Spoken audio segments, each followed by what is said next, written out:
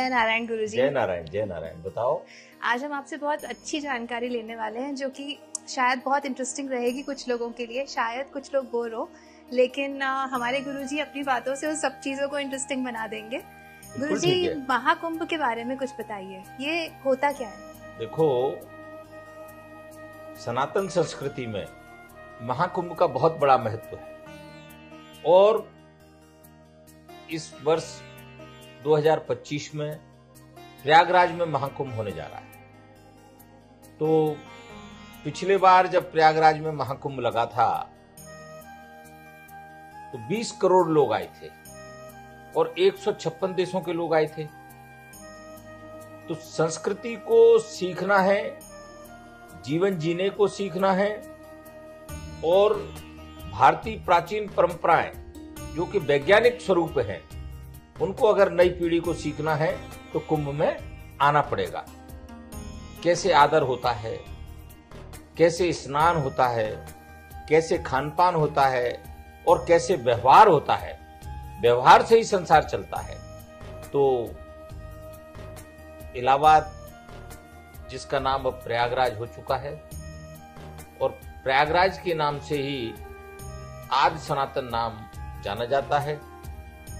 तो जिनको इस कुंभ मेले में आना है उनको मैं बता दूं कि देव असुर संग्राम में जब अमृत की बूंदें गिरी थी तो इंद्र के पुत्र जयंत जो है उस कलश को लेकर 4 जगह गए थे, उसके पीछे पीछे दानव दौड़े थे।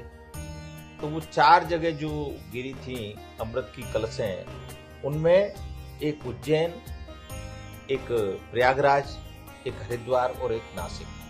तो 14 जनवरी से और 26 फरवरी तक प्रयागराज में महाकुंभ मेला आयोजित है, जिसमें 3 राजकीय स्नान है।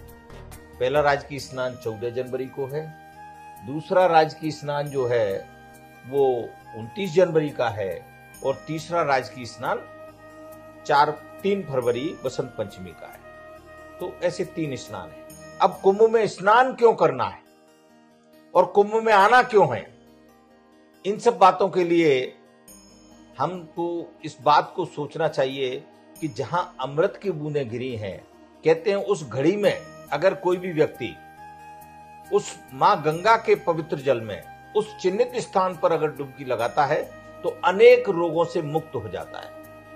उसका शरीर जो है अमृत के जो आवरण हैं उनसे ढक जाता है, अनेक रोग चले जाते हैं, अनेक व्याधियां चली जाती हैं। तो अपने तन को शुद्ध करना है, अपने मन को शुद्ध करना है और अपनी आत्मा को पवित्र करना है। तो उसके लिए कुंभ मेले में आना नई पीढ़ी को बहुत जरूरी है। एक्चुअली गुरुजी, मैं आपसे यही क्वेश्चन अगला पूछने वाली थी कि न्यू जनरेशन, जो हम ऐसे बोलते हैं ना कि चलो आपने कहा रोग मुक्त हो जाता है शरीर, तो असम्पशंस कैसे होते हैं कि ये तो दादी नानी का काम है, पापा मम्मी का काम है। तो यंग जनरेशन कैसे इस चीज़ के लिए इंटरेस्टेड हो कि हमारे सनातन को उन तक भी पहुंचाएं, तो वो कैसे पॉसिबल है, कैसे उन्हें प्रेरित किया जाए इस चीज़ के लिए? देखो, नई जो जनरेशन है ये पश्चिम सभ्यता की ओर भग रही है एक्चुअली, और जब तक उसको मालूम नहीं पड़ेगा कि कुंभ में आने से उनका कौन सा स्वार्थ पूरा होना है तब तक वो लोग नहीं आएंगे।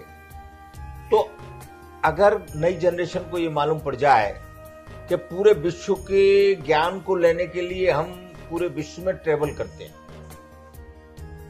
और उस कहते हैं एक कहावत है, या ज्ञान ले लो या फिर लो, 2 तरह से व्यक्ति ज्ञान लेता है। तो एक तो ज्ञान पढ़ाई के द्वारा लेता है और दूसरा ज्ञान लेता है आदमी घूम के।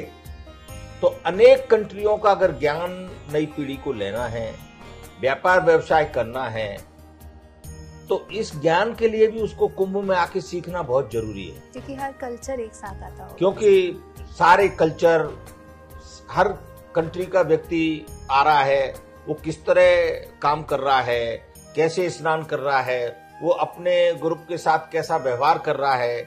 तो हमको अगर आदान प्रदान किसी भी देश से हम अगर धंधा करेंगे किसी भी कंट्री से हम धंधा करेंगे तो हमको उस कंट्री के लोगों को जानना बहुत जरूरी है। अब हम उस कंट्री के लोगों को कैसे जानेंगे?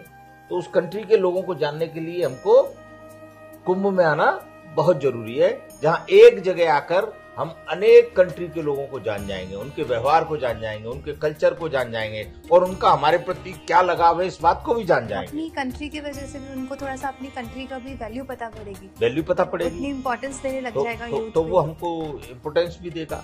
तो इसलिए यूथ पीढ़ी के लिए कुंभ से बड़ा कोई विश्वविद्यालय नहीं है, कुंभ से बड़ा कोई शैक्षणिक संस्थान नहीं है। इसलिए नई पीढ़ी को कुंभ में आना बहुत जरूरी है।